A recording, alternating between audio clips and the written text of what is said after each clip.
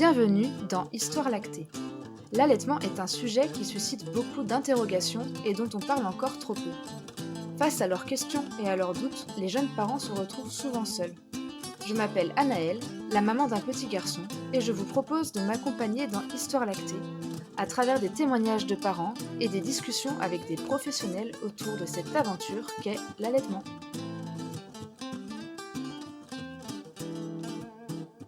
Aujourd'hui, c'est le tout premier épisode que je réalise seule. Si vous ne l'avez pas vu sur Instagram, Laurine a décidé de ne plus s'impliquer autant dans le podcast. Mais elle continue les illustrations. Merci Laurine pour tous ces moments passés ensemble. Dans cet épisode, je reçois Marie-Hélène, la maman d'un petit garçon de 9 mois, qui nous parle de son allaitement après une réduction mammaire. Entre relactation, inquiétude et soutien, elle nous partage son parcours incroyable pour allaiter. Je vous laisse avec son témoignage. Bonne écoute. Bonjour Marie-Hélène, merci de venir partager ton histoire lactée avec moi et avec tous nos auditeurs. Est-ce que tu peux te présenter et nous dire combien tu as d'enfants et combien de temps tu as allaité? Bonjour Anaëlle, merci beaucoup de m'accueillir. Je suis ravie d'être là, pour ce podcast. Donc moi j'ai, 37 ans je crois, ouais, c'est ça. Je suis maman d'un petit garçon qui a, 9 mois et 1 semaine, et je suis toujours en train de l'allaiter. Après je suis, aussi une professionnelle, je suis psychologue et je travaille avec des adultes et avec des enfants, donc depuis que mon bébé a 3 mois et demi. D'accord. Et tu voyais comment l'allaitement avant d'être enceinte? C'est une très bonne question. Je crois que j'avais pas trop d'opinion parce que, y a personne autour de moi qui a allaité. Moi-même, j'ai pas été allaitée et j'avoue qu'avant, même d'accoucher, je me suis pas du tout renseignée, là-dessus. Parce que c'est relatif à mon histoire dans le sens où, quand j'avais 17 ans, j'ai eu une réduction mammaire et à partir de là, je savais qu'il était possible que je puisse pas allaiter, mais en même temps, à 17 ans, j'avais même pas l'idée d'avoir un enfant. Donc une fois que je suis tombée enceinte, je me suis dit: «Ben, quitte ou double, tant que je ne sais pas, je ne me renseigne pas». Est-ce qu'on t'a pas, enfin quand tu as fait ta réduction mammaire, on t'en a parlé des risques par rapport à l'allaitement ou pas du tout? Oui, oui, le chirurgien m'a dit que, a priori, je pourrais pas allaiter. Mais bon, à D'accord, l'époque, voilà, à l'époque, pas du tout dans c'était l'idée pas du d'être tout dans les maman, projets, non. ouais. Forcément. Et du coup, ta grossesse s'est bien passée? Bah, écoute, merveilleusement, malgré le Covid, parce que ça fait partie des grossesses atypiques, hein, de l'année 2020. Du coup, j'ai été arrêtée, enfin, j'ai pas été arrêtée, mais très tôt, au 5e mois, j'ai travaillé en télétravail, ce qui a pas été toujours évident, parce que par rapport à mon métier, ne travailler qu'avec l'oreille, c'est assez limitant et limité. Vous faisiez pas des visios du coup? Non, moi, j'avais pas envie de faire des visios, comme c'était chez moi. Heu, Ouais. voilà, en plus j'ai emménagé le 15, mars, donc le 16 on était confinés, donc j'ai vécu ma grossesse sans canapé, avec que des chaises à la maison, Avec des cartons en guise de canapé. exactement, mais on s'est bien débrouillés. J'ai récupéré des petits trucs à gauche, à droite, de dépannage, mais bon, j'avais vraiment pas le local, pour faire un bureau professionnel, donc j'ai préféré utiliser que le téléphone. Et bah, du coup, c'était tranquille parce que j'ai pu travailler, un peu allongée. Enfin, en tout cas, je pouvais me reposer les jambes, je pouvais les mettre en l'air si j'avais besoin et je me suis accordé, une balade, tous les jours, soit sur le temps du midi, soit après mon travail, une petite marche, d'1 heure, pour me faire du bien et je pense que ça a été, très intéressant pour ma grossesse et puis j'ai fait tous les matins ma petite séance de yoga, pour grossesse, voilà. Ah super. Ben, du coup, tout s'est très bien passé, moi, jusqu'au 8e mois et en fait, donc j'avais choisi, une sage-femme libérale qui a été très bien jusqu'à ce moment et en fait, à cette période, j'ai eu ce qu'on appelle un streptocoque B. Donc en gros, c'est une bactérie qui est présente dans la flore vaginale, des mamans, avant, pendant, après la grossesse et qui est pas grave du tout quand on n'est pas enceinte, mais qui pose vraiment problème, pour l'accouchement. Parce que c'est une bactérie qui, si elle est transmise au bébé, au mieux peut lui transmettre une méningite, au pire carrément, il y a un risque, alors qui est très faible, hein, de l'ordre d'1 à 2 %, mais de décès du nourrisson à la transmission et à l'accouchement. Donc ça a été très très stressant. Et en fait, j'avais besoin de beaucoup d'explications, de beaucoup de soutien, et la sage-femme m'a carrément pas compris et laissé tomber. Donc je me suis retrouvée au 8e mois avec mon truc là, sans accompagnement. Mais heureusement, grâce à d'autres super femmes, notamment la sage-femme que j'ai rencontrée qui s'appelle Colline et qui travaille au Belvédère, que j'ai eu en prépa. J'ai fait la préparation Bonaparte, donc ça c'est une super préparation avec Ouais. mon chéri. Et un jour, à l'issue d'une séance, parce qu'à chaque fois on se demandait comment ça va, on était en petit groupe, bah, je me suis carrément effondrée en larmes. Ça va pas du tout. Voilà, j'ai ça, je sais pas quoi faire, je suis toute seule. Et elle m'a dit: «Bon, ne vous inquiétez pas, voilà le mail d'une super pédiatre, qui est la pédiatre en fait de l'hôpital où j'ai accouché. Elle va vous répondre, elle va tout vous dire.» Et effectivement, cette femme-là, elle m'a beaucoup, beaucoup aidée. Elle m'a rassurée, et j'ai trouvé, bien dans l'après-coup, une autre sage-femme qui m'a aidée, post-accouchement. Mais voilà, j'ai fini ma grossesse comme ça, quand même un peu stressée quelques semaines, et puis ça s'est un peu résorbé, mais j'ai quand même eu finalement, comme toutes les mamans, je pense, un accouchement pas comme prévu. Et j'ai accouché en fait 2 semaines en avance, à cause d'une petite fissure de la poche des os, qu'on a détectée comme ça, vraiment par hasard. Et, euh, et voilà. Et là a commencé un long travail, parce que j'étais pas du tout prête à me séparer. Et je reviens juste un tout petit peu par rapport à l'allaitement. À quel moment, tu as su, que tu pouvais essayer d'allaiter? Tu l'as su pendant ta grossesse ou Alors j'ai eu quelques indices, mais en fait c'était jamais des certitudes, parce que donc j'ai eu la chance d'avoir un super chéri qui m'a aidée à me masser tous les jours un peu avec de l'huile, donc le ventre et les seins.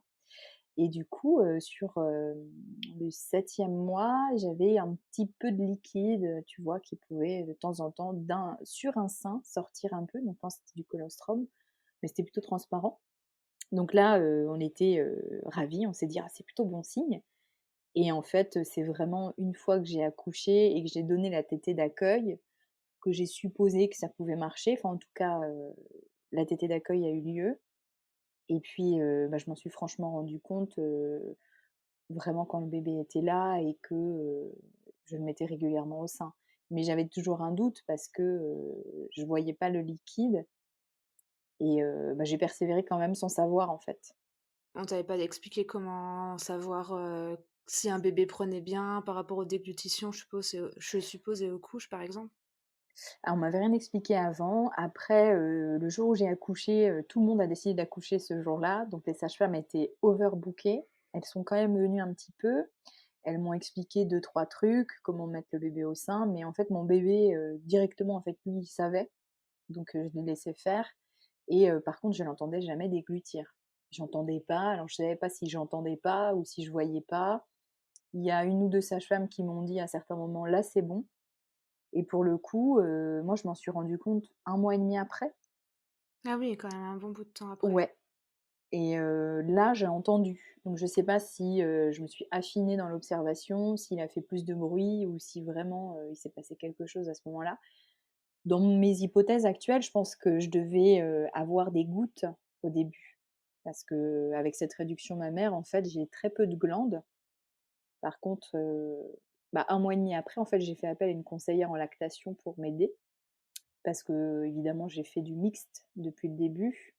Et du coup, au tout début, les premiers jours, ça s'est passé comment? À quel moment tu es passée en mixte, Le comment tu premier sais? jour, en fait, hein, moi, je suis arrivée, du coup, toute la journée, je l'ai mis au sein, mais je savais pas trop quand ni comment, et elles étaient pas trop dispo, donc je pense que je l'ai pas mis assez. Et en fait, au bout de la première journée, elles m'ont dit: «Mais au fait, vous avez été opérée, donc vous faites du mixte, donnez-lui des biberons.»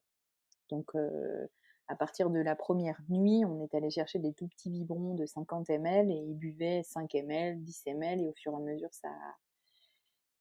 ça comment dire? Ça a augmenté, mais on était un peu paumés quoi, parce qu'au final, on lui a donné que toutes les 2 heures ou toutes les 3 heures, donc moi j'ai rien senti au niveau de la montée de lait et puis, ben, après, au bout de 5 jours, je suis quand même restée 5 jours à la maternité, mais, c'est passé, enfin ça reste encore très flou pour moi parce que mon accouchement a été très épuisant et du coup on était un peu en mode zombie.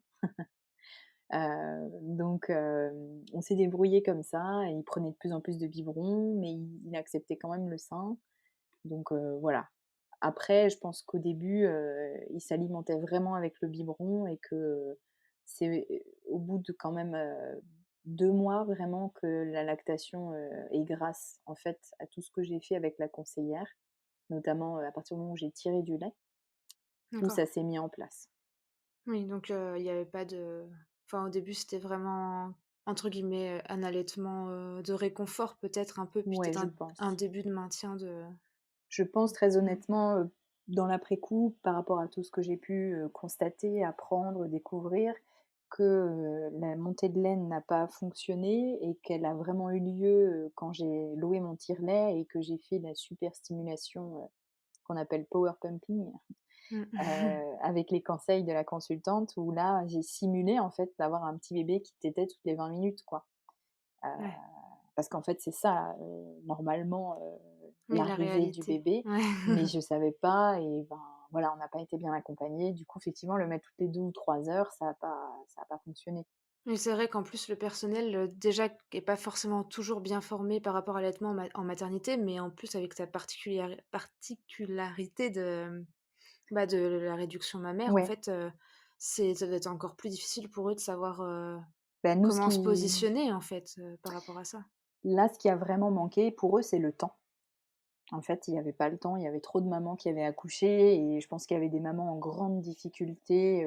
Nous, on était avec le papa dans la chambre, c'était une chambre de 7 mètres carrés, mais on a quand même réussi, et il faisait 40 degrés parce que c'était en plein été. On était plein sud, donc bébé n'a pas eu froid, mais voilà, on s'est un peu débrouillé à l'arrache et bon, bah, j'ai eu la chance d'avoir un petit peu de sous derrière pour, m'offrir ces consultations. Puis j'ai aussi eu la chance que dans l'hôpital, où j'ai accouché, ils proposaient des consultations de soutien à l'allaitement, mais Mmh. avec un savoir un peu limité. Oui, Donc donc au début, tu as vu des personnes de la maternité, c'est oui, ça? Pour tout t'aider à fait, avec l'allaitement? Et tout à fait. ça t'a aidé ou pas, Ça m'a aidée dans le sens où ça m'a, comment dire? Donné un petit peu, heu ça m'a fait résister à l'envie de céder l'allaitement et au fait de me dire que ça fonctionnait pas et que c'était trop difficile et cetera, donc ça m'a encouragée, ça m'a soutenue. Par contre, sur le plan technique, bah, ça m'a pas trop aidée parce que c'est vraiment particulier ma situation Oui. et Mmh.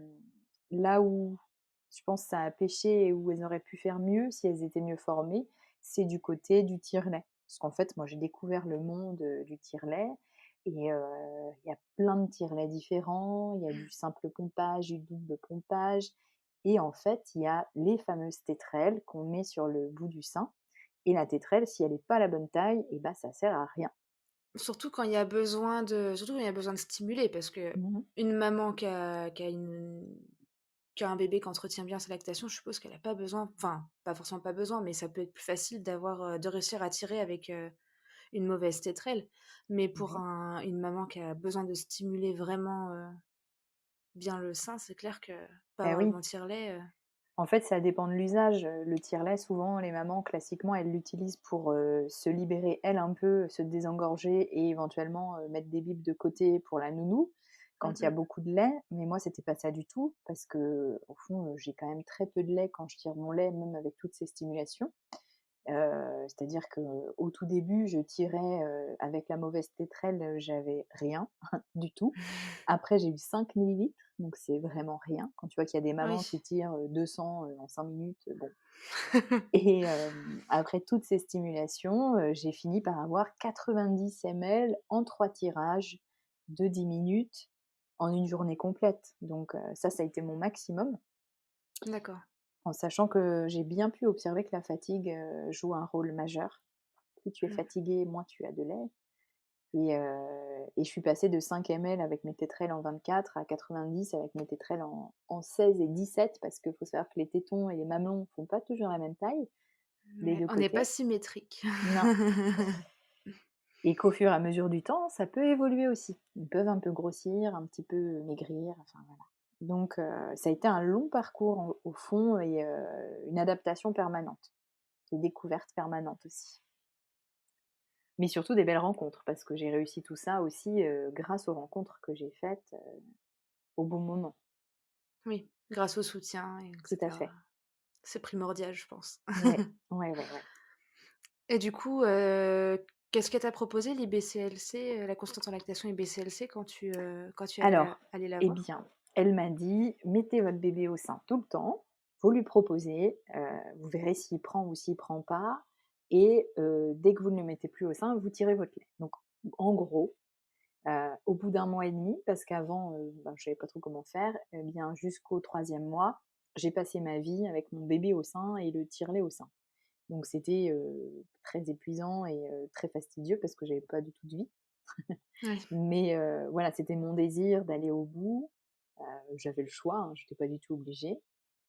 Donc je l'ai fait en conscience et ça a très bien marché et il y a eu le moment où je me suis dit: «Bon, est-ce qu'il faut que je continue? Est-ce que ça va pouvoir plus venir?»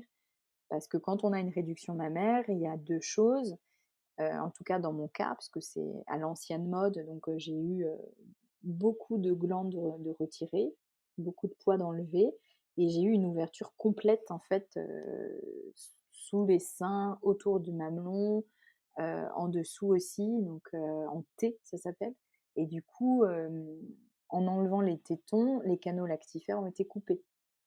D'accord. Donc ce que la conseillère m'a appris, c'est que les canaux repoussaient d'1 millimètre par an.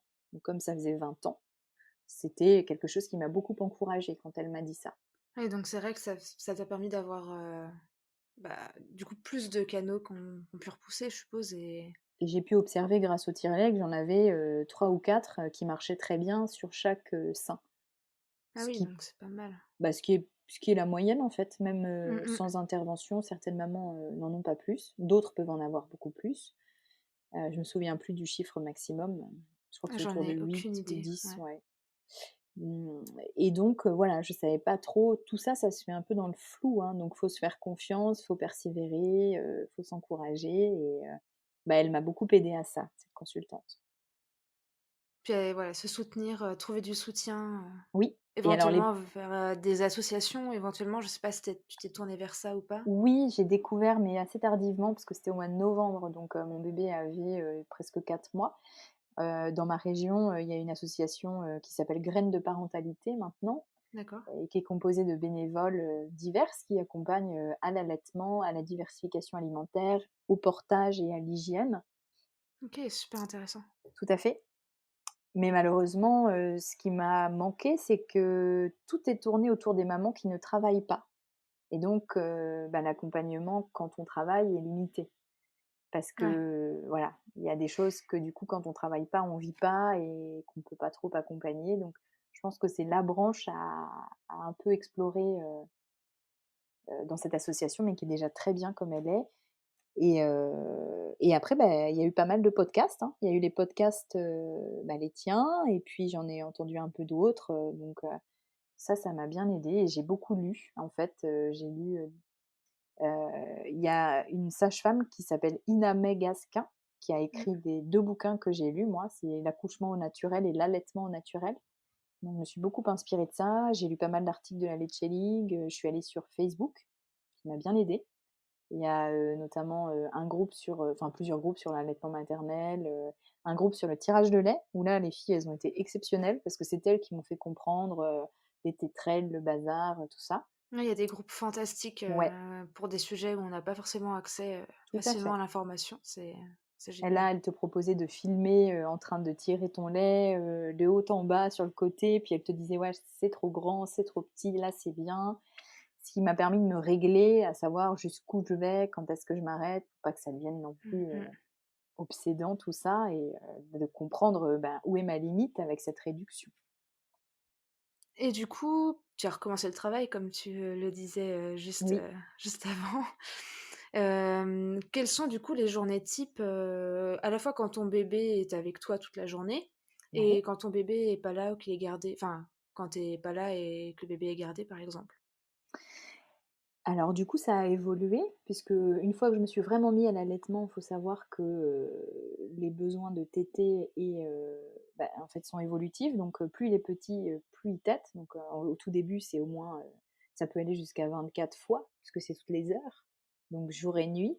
Donc ça, je l'ai jamais fait, mais, en commençant un peu plus tard, j'étais quand même bien, à je pense entre 12 et 15 tétées par jour, donc jour et nuit avant de reprendre le travail, en plus des biberons du coup. Et c'est vrai que l'allaitement mixte, c'est aussi quelque chose qui est assez complexe, hein, Mmh. qui fait que tu as pas de repères, en fait. Tu sais pas, combien tu dois mettre dans le bib, tu sais pas combien il boit au sein, donc Faut se c'est pas faire facile. confiance, confiance aux Ouais, couches, je suppose aussi, tout à fait. Il faut regarder ce qu'il y a dans la couche et puis il faut écouter le bébé et se faire confiance et pas céder à la pression que l'entourage nous met ou certains médecins parfois, ouais. en disant: «Faut qu'ils boivent tant», voilà, non, faut regarder si les couches sont remplies, c'est bien. Puis voilà quoi. Et à partir du moment où j'ai travaillé, du coup, j'ai fait, en moyenne, c'est toujours resté à peu près, je dirais 3 tétées par nuit. Sauf qu'il faut savoir que mon loulou, c'était un petit dormeur, c'est toujours le cas, donc on s'est couché jusqu'en février tous les soirs à minuit et on se Le réveillait à courage. 6 heures. Waouh. Mais bon, ça dépend des enfants et des parents, hein. Donc, nous, c'était notre choix. On était à 2 bien solidaires et donc de minuit à 6 heures, j'arrivais quand même à faire 2 ou 3 tétées, quoi. Donc, la nuit, ça se passait comme ça jusque mars et pour la journée, à partir du moment où j'ai repris en novembre jusque mars, je faisais une tétée, donc à 6h30 le matin. Après souvent, j'emmenais mon bébé à pied, donc, c'était plutôt un biberon après la tétée. Des pauses chez nounou. Moi, j'arrive au boulot, je tire mon lait, je retire à midi, je retire à 15h, je récupère le bébé à 17h30. On fait une tétée d'accueil, un biberon, un petit temps pour le change et cetera, une tétée et puis, bah, là, soit, moi je mangeais avec lui, pendant qu'il tétait, soit on avait le temps de manger à table et je redonnais la tétée après et j'en redonnais une encore, avant minuit, quoi. Donc c'était, à cette période-là où je pense j'ai pas fait le décompte pour le coup, quand j'ai repris le travail, mais je pense que globalement, à chaque fois, en fonction des périodes et des besoins, j'étais à ce qu'il fallait, mais soit, si bébé n'était pas là, je tirais mon lait à la place, en fait. D'accord. Et du coup, aujourd'hui, je suis à peu près à 9, entre 7 et 9 tétées par jour et s'il y a pas, tétée, c'est remplacé par le tirage de lait, mais je reste, en fait, à la même quantité et je tire jamais plus de 3 à 4 fois mon lait par jour. D'accord. Et entre les tétés et les tirages, tu arrives à avoir, suffisamment de lait pour, être en allaitement, enfin avec ton lait en exclusif ou Non, alors, c'était un peu mon objectif, mais bon, les objectifs, c'est bien, on tend vers, on les atteint pas Ouais, toujours. Au moment de la diversification, je m'étais dit peut-être, mais après comme c'est mon premier enfant, voilà, je pense que je suis plus investie, plus inquiète, plus ceci, plus cela, que si c'était le deuxième. Je me fais un peu moins confiance à mon avis et du coup, avec toujours l'inquiétude de la maman, bah, il va pas avoir assez à manger. Heu, donc je pense que si là, j'osais plus utiliser les yaourts, je pourrais enlever les biberons. Mais d'accord. comme c'est pas encore enfin, comme la pédiatre me l'a pas encore conseillé, j'ai pas osé. Mais je pense que si j'enlevais, enfin, si je mettais des yaourts à la place des biberons, je pourrais allaiter exclusivement. Oui, parce que du coup, l'apport serait fait par les yaourts et Ouais, plus les biberons. Mmh. tout à fait. La difficulté étant dans ce cadre mixte que, bah, il prend jamais la même chose au biberon, tu vois? Ouais. Donc pour savoir quoi lui donner au yaourt, bah, c'est pareil, il faut lui faire confiance à lui. Mais C'est comme peut-être il plus facile avec les biberons qu'avec un yaourt, on a peut-être oui. envie de le finir en entier plus que Tout le à fait, parce que, en plus, on fait la diversification menée par l'enfant, donc c'est lui qui se débrouille. Mais, ouais. comme il parle pas encore, pour décoder quand il en a marre ou quand il veut encore, des fois, il fait la même chose. Parce que, voilà, si ça va pas assez vite, il peut taper sur la table et s'il en veut plus, il peut aussi taper sur la table. Ou tout Donc, mettre par terre peut-être aussi. aussi. Et puis après, il y a le temps. On a quand même une vie, on essaye, on travaille, Oui. tout ça et donc, on aime prendre le temps quand il mange tout seul. Donc effectivement, quand il prend un biberon, ça va plus vite. Est-ce que tu sais, à peu près à combien de pourcentage, tu es en allaitement? Enfin, à quel pourcentage tu Oui, donnes à peu près ton lait et à quel pourcentage tu donnes du lait artificiel? ouais, tout à fait. Avant de reprendre le travail, c'était 30 de lait maternel et 70, de lait artificiel, parce que c'était le début aussi, puis parce que j'ai repris mon travail 1 mois et demi après avoir vraiment commencé mon allaitement et Oui. là, quand je suis à la maison, parce que tout à l'heure, c'était aussi ta question, Mmh. très clairement, si on fait des calculs basiques, un petit bébé de cet âge-là, donc 9 mois, quand ça boit que du biberon, à peu près 700 ml de biberon, s'il y a pas de yaourt à la place et du coup, quand il est chez sa nounou, c'est à peu près ce qu'il boit parce que c'est un bon mangeur aussi, donc même s'il mange, la diversification à côté, ça le gêne pas et quand il est qu'avec moi, il boit entre 250 et 300. Donc là, D'accord. clairement, c'est l'inverse. On est plutôt à 70 de lait maternel et à 30 de lait artificiel. OK. C'est Mais pas mal déjà. c'est super C'est mais génial. je pense que ça, c'est aussi grâce, à ce fameux fenugrec que je prends depuis quelques mois pour, en gros, pour suppléer la fatigue parce que je suis vraiment très fatiguée effectivement et du coup, ça a tendance à faire chuter la lactation. Mmh. Mais le fenugrec, c'est un bon précurseur de la prolactine, donc ça marche plutôt bien. Faut juste pas avoir peur, d'être un peu grassouille du bidon parce que c'est normalement ce qu'on prend quand on a des problèmes, d'appétit et donc ça stimule énormément l'appétit, quoi. Du coup, tu as bien envie de manger et tu te fais plaisir avec, C'est ça. la nourriture. C'est pas mal. Ça remonte le moral Ouais, aussi en quand temps on de a confinement, ouais, j'avoue que c'était quand même la seule possibilité donc Justement, on parle, du co si on parlait du covid, tu as une partie de ta grossesse et de ton accouchement, ouais. et du coup ton début d'allaitement aussi, pendant un temps de covid. Est-ce que tu penses que ça a eu un impact, que ce soit positif ou négatif ou les 2? Et ben écoute, l'impact positif, c'était vraiment pendant la grossesse, le fait de travailler à la maison, même s'il y avait des inconvénients, mais j'avais quand même, voilà, le fait, ce que je disais tout à l'heure, je m'organisais un peu comme je voulais, c'était beaucoup plus zen. Alors que si j'avais été au boulot, comme je travaille dans un service de médecine, je pense que j'aurais été très clairement stressée, à fond. Donc ma grossesse en aurait forcément pâti. Là, ce qui était plus compliqué, c'était que du coup, l'ennemi, c'était le papa qui rentrait du travail. Donc pendant un temps, je l'ai obligé dans un sas à se déshabiller. Il a été adorable, il a joué le jeu, hein, parce que moi, je voulais vraiment pas accoucher avant, je voulais pas de césarienne, donc un peu comme tout le monde, hein. Mais le risque du covid, c'était surtout ça, c'était de choper Ouais. une grosse fièvre et voilà, donc voilà, un peu d'inquiétude, mais voilà, bien géré par le papa, et du coup, bah, j'ai pas vu grand monde, non plus, mais j'étais avec mon bébé, voilà, chez moi, faire mon petit yoga, mes petites balades dans la nature, donc honnêtement, là, le covid, j'avoue, il m'a quand même été avantageux. Et surtout que je suppose, enfin, que du moins du coup, tu as moins la famille ou les amis qui veulent du coup venir et quand on a un Ouais, nouveau-né, c'est vrai que des fois beaucoup de visites, c'est pesant donc bah, c'est horrible à mon avis. ça Nous, on a eu la chance, visite interdite, donc du coup, pas le choix. voilà, pas le choix et je pense qu'effectivement, c'est beaucoup plus facile. Parce que très clairement, je Mmh. vois pas comment on aurait pu rencontrer des gens, moi, j'ai mis 35 heures de travail avant d'accoucher. Après, j'ai accouché très vite, parce que j'avais pas de péridurale, donc là, pour le coup, tu es bien orientée. Par contre, le travail a été hyper long et moi, je sais même pas si je me suis encore remis de la fatigue, donc avoir de la visite les 3 premiers jours où, tu es en mode zombie, en plus ton bébé, il dort pas beaucoup, heu, bon, j'aimerais bien avoir le témoignage des mamans qui ont accueilli des gens et voir si elles ont vraiment des souvenirs de ce qui s'est passé, Bah, à moi, ce j'avoue que moment-là. j'avais forcé, j'avais dit pas de visite et même dans le premier mois après l'accouchement, j'avais plus ou moins demandé, pas plus d'1 heure par visite, par Oui, personne qui venait à la maison. Enfin bref, j'étais un petit peu dictatrice, mais on t'a bien mais fait. c'est vrai que c'est agréable de se laisser le choix et de se laisser le temps. Ouais. Oui, tout Mmh. à fait et ça évite aussi, je pense, les remarques sur, comment tu fais ça, comment tu fais ci, Mmh. parce que quand pour ton premier enfant et que tu débutes, forcément, tu sais pas trop, tu as plein Ouais. d'interrogations et tu es très suggestible donc s'il y a des gens qui te disent que tu fais pas bien, ça Au peut moins, être tu un peux peu prendre les traumatisant. informations aux personnes qui avec les personnes qui te conviennent, on va Tu dire. choisis, exactement. Ça, Plus c'est important. facilement.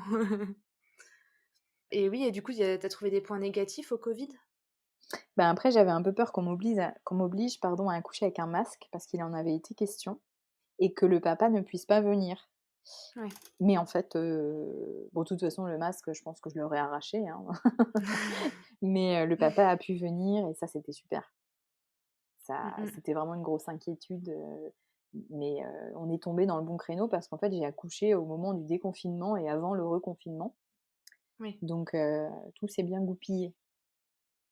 Et puis une fois ouais. que j'avais accouché, j'étais beaucoup moins inquiète, par rapport au covid, quoi, de Oui, c'est clair qu'au l'avoir, début, au début du Covid, quand on disait que tu forçais ton chéri à se déshabiller en rentrant du travail, on avait aussi pas beaucoup de recul, on avait un peu plus peur de ce que ça pouvait impacter aussi, que oui. maintenant. C'est clair que maintenant, c'est pas la on n'est pas dans le même, rapport au Covid, qu'il y a 1 an. Oui, tout à fait et puis le fait de plus être enceinte, moi, c'était surtout ça, je crois, Mmh. parce qu'il y avait plus de risques. En fait, je savais que bon, bah, si on était malade, c'était embêtant. Il aurait fallu faire beaucoup de choses un peu pénibles, mais il y Mmh avait plus mh. ce risque d'un accouchement prématuré, d'une césarienne, enfin voilà, que le bébé aille mal, ou que moi j'aille mal, donc bon, au fond, c'était Rassurant. rassurant, ouais. Mmh. Et tu disais aussi que tu avais eu, plus de difficultés à avoir accès à des professionnels, quand on s'est eu au téléphone, tu disais Pendant que, le bah covid. oui, voilà. Mmh. Ouais, ouais, alors c'est vrai que, heu, alors je pense que je t'ai dit ça, sans doute, sur la période de fin de grossesse où j'avais besoin, parce que du coup, je sais pas si c'est lié au covid d'ailleurs, hein, mais j'ai recherché une sage-femme quand la mienne m'a laissé tomber, en me Ouais. disant, par texto: «Bon allez, bonne fin de grossesse, hein». Très sympa. Ouais. Hem, Bah, là en fait, personne n'était dispo parce qu'on était, début juillet, fin juin. Donc il y Ah. avait les vacances, il y avait tout ça et puis, bah, il y avait le Mmh fait mh. que les sages-femmes, en tout cas dans la région, et même dans les hôpitaux, hein, d'ailleurs, je fais petite parenthèse, moi j'encourage à leur faire des petits cadeaux, quand on va accoucher parce qu'elles accueillent quand même le plus bel être, de notre vie et notre amour et elles sont hyper malmenées, hyper maltraitées. Alors moi j'avais ramené, comme c'était le covid, un petit savon, naturel, pour rigoler quoi et des petites madeleines. Parce que j'ai quand même eu trois services de sage-femme, moi, hein. J'ai passé 35 heures, à les Ah faire oui. bosser. Donc ouais, je pense qu'elles avaient été touchées par cette attention. Elles étaient venues me voir d'ailleurs, une fois que j'étais dans la chambre, pour me remercier, savoir comment ça allait, Ouais, c'est sympa. et donc même en libéral, en fait, elles étaient débordées et je trouvais personne et bah, du coup, ouais, ça a été quand même compliqué et puis je me déplaçais beaucoup moins facilement aussi, j'avoue, c'était plus «dangereux» entre guillemets d'aller, sur les lieux que s'il y avait pas eu le covid, quoi.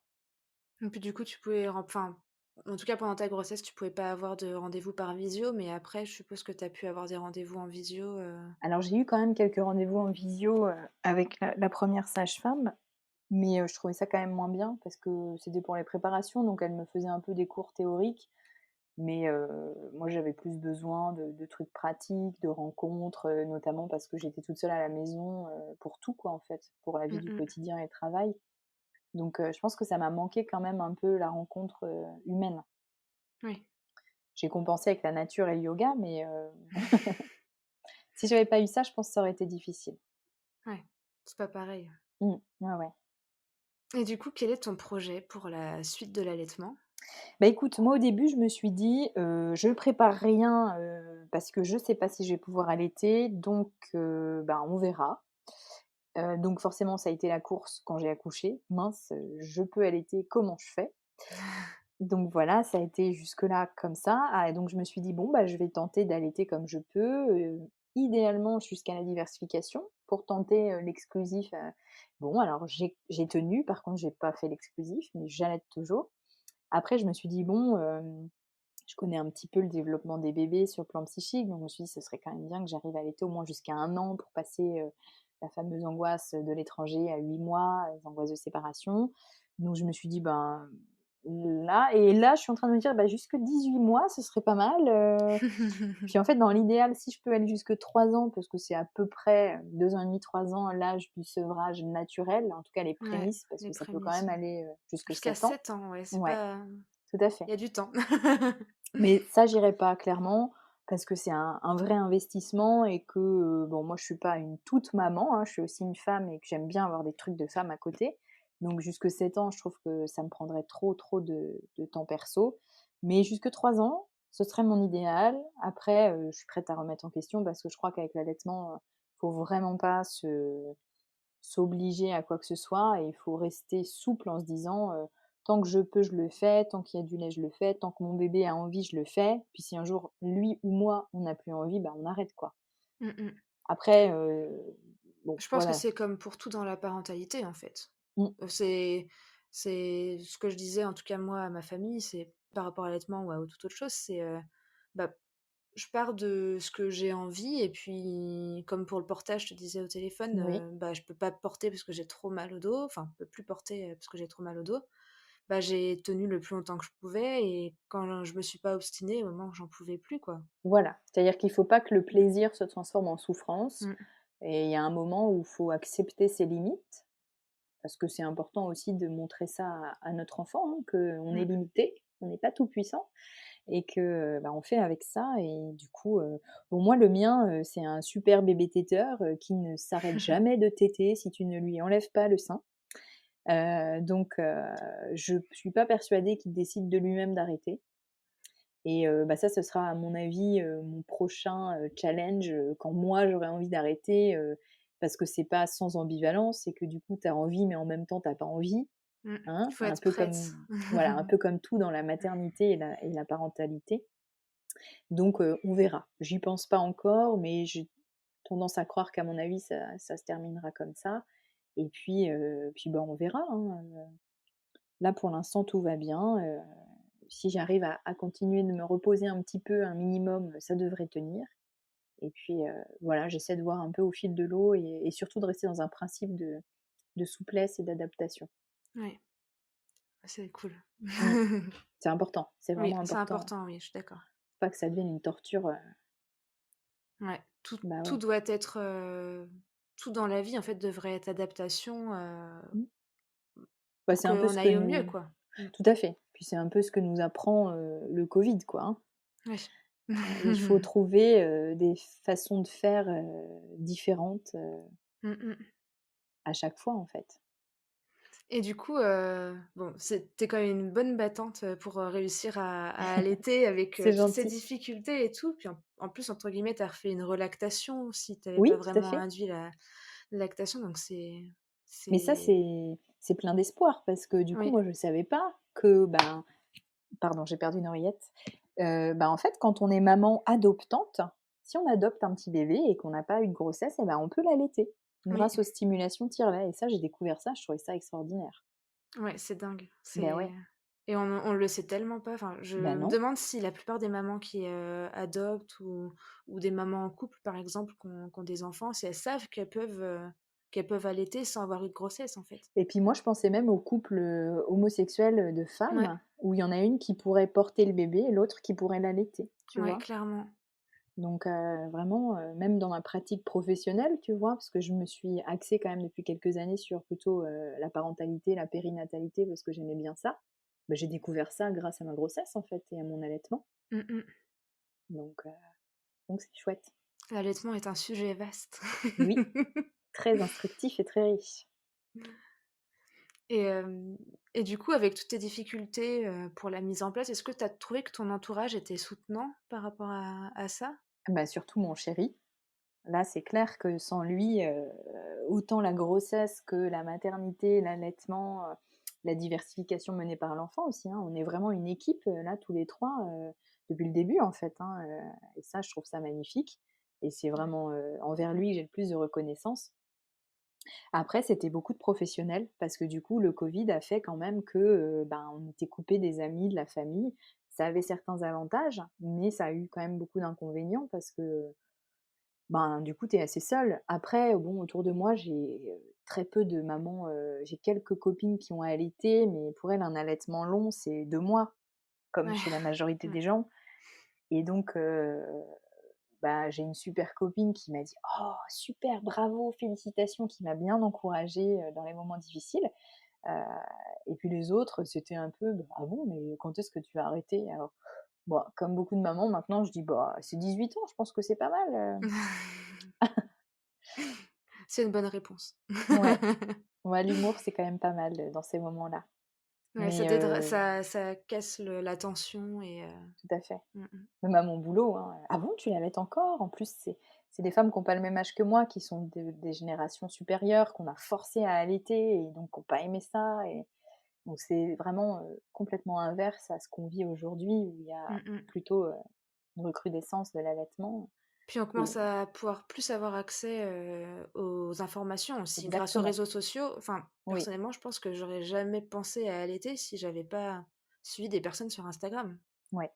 Bah, on est une génération de femmes sachantes, quoi. On a les Mmh. infos et on sait, quel est l'intérêt d'allaiter, et on peut être aidé très facilement. Et effectivement, moi, pour le coup, les réseaux sociaux, ça a été aussi des bons partenaires de soutien.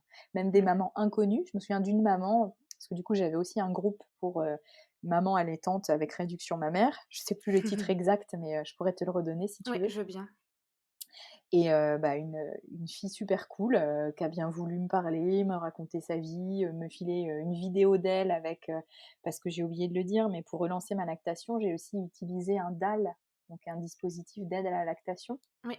Donc il y a Medela qui fait ça, après on peut le faire soi-même, mais en gros, on met du lait, industriel, dans un petit récipient qu'on va mettre un peu comme une perf, au-dessus de soi, avec un petit tuyau qu'on met dans la bouche de bébé pendant qu'il est au sein. Et en fait, bon, ça a pas été, hyper concluant, chez moi, parce que, je sais pas pourquoi, hein, mais ça a marché beaucoup mieux pour d'autres. Je l'ai fait un petit peu et après j'ai arrêté parce que mon bébé s'est mis à avoir mal au ventre. Donc je sais pas s'il y avait trop d'air ou si ça durait trop longtemps, ou mais bon, du coup, il a tété longtemps, avec ça aussi, quelques jours. Et je pense que ça a quand même participé à la relance. Qu'est-ce que tu aimes le plus dans l'allaitement? Bah, c'est vraiment, cette relation de corps à corps. Il y a une proximité, physique, sensorielle et même j'ai envie de dire, énergétique, quoi. Enfin, tu vois, quand on est, tous les 2, enfin, c'est une belle rencontre. Et alors parfois, il ferme les yeux, parfois il me regarde dans les yeux et tu sens sa chaleur, voilà. En plus, parfois j'ai froid, là, l'hiver, il fait froid chez nous. Donc il y a une sorte de réconfort mutuel, je dirais, Une bouillotte. une petite bouillotte, vivante. Mais et puis, ben, en fait, ça me rappelle beaucoup la sensation de plénitude que j'avais, quand j'étais enceinte avec, bon, je pense surtout les hormones, qui te shootent positivement, et Mmh. tu as l'impression que, enfin, en personnellement, hein, parce que je sais qu'il y a des mamans qui ont des grossesses difficiles, mais moi, je me sentais vraiment, zen, épanouie, pas du tout angoissée, jamais aucune angoisse, malgré le covid, un peu de stress et tout, mais un sentiment de plénitude vraiment, interne, quoi, au niveau physio. Et c'est ce que je retrouve un peu dans l'allaitement, donc j'aime beaucoup ça. Et puis souvent on rigole parce que j'ai un bébé un peu chatouilleux, donc de temps en temps j'en profite, je l'embête un peu. Donc on a des gros fous rires, voilà, c'est vraiment un moment de partage, extraordinaire, et ça me Mmh. permet d'être dans la relation. Parce que quand on travaille et qu'on veut faire pas mal de trucs, genre la DME et cetera, bah, très vite en fait, on est pris par, l'organisation, la cuisine, les courses, le temps, tout ça. Et moi j'avais peur un peu aussi d'oublier de prendre ce temps pour être avec lui. Et bah, Bah, là, tu as pas le choix. voilà. Là en fait d'office ça se passe. Et puis c'est aussi un moment où je peux me reposer un peu quand même. Souvent, il y a eu Clairement. il y a eu des périodes où j'étais obligée de le faire debout et cetera, mais c'était assez rare. Heu, Là, voilà, on est détendus tous les 2, on profite, voilà, je dirais que Cool. c'est ça. Qu'est-ce que tu souhaiterais dire à une future maman ou une jeune maman qui nous écoute? Bah, écoute, je souhaiterais lui dire que le plus important dans tout ça, maternité, allaitement, relation maman-bébé, il faut vraiment essayer de se préserver, en fait, de tous les propos qu'il y a autour de nous, que ce soit les injonctions des proches, les injonctions des livres, des médecins. et que le plus Mmh. important, c'est d'essayer d'être à l'écoute de soi-même et de surtout jamais se forcer à faire un truc qu'on n'a pas envie, que ce soit allaiter ou autre, hein, parce que bon, il y a des mamans qui font le choix de pas allaiter, mais il faut pas le faire si on n'en a pas envie. Et si on commence et qu'on s'arrête, c'est pas grave. Et surtout que voilà, si je parle dans mon langage, faut pas avoir un surmoi trop tyrannique. Il faut s'autoriser à être une mère, bah, imparfaite, parce que de toute façon, On sera jamais parfaite. on sera jamais parfaite et même si on fait tout à fond, l'enfant aura toujours des trucs à nous reprocher. C'est normal, c'est la vie. Donc ouais, je dirais, se faire confiance, essayer de se préserver des autres, heu, parce que le jugement, ça peut être très violent. Quand on accouche, on est assez fragile au niveau psychique, on a besoin de soutien, d'écoute, donc il faut vraiment bien s'entourer. Voilà. Ouais, super. Bah, merci beaucoup. On arrive à la fin de cet épisode et bah, j'espère que ce témoignage pourra rassurer des mamans ou les motiver et d'autant plus si elles ont eu une réduction mammaire. Mmh. Voilà. Bah, merci à toi, merci, à ce podcast et j'espère aussi, que j'ai pu, apporter en tout cas un soutien aux mamans. Bonne journée. À toi aussi. Au revoir. C'est la fin de cet épisode. J'espère qu'il vous aura plu. Merci Marie-Hélène d'avoir partagé ton histoire avec nous. Si les groupes Facebook dont on parle dans l'épisode vous intéressent, les noms sont dans la description. Si cet épisode vous a plu, n'hésitez pas à le partager autour de vous. Vous pouvez également me suivre et me faire part de vos commentaires sur Facebook ou Instagram. À bientôt pour une prochaine histoire lactée. Life's a foolish game. Hey, life's a foolish game. Life's a foolish game.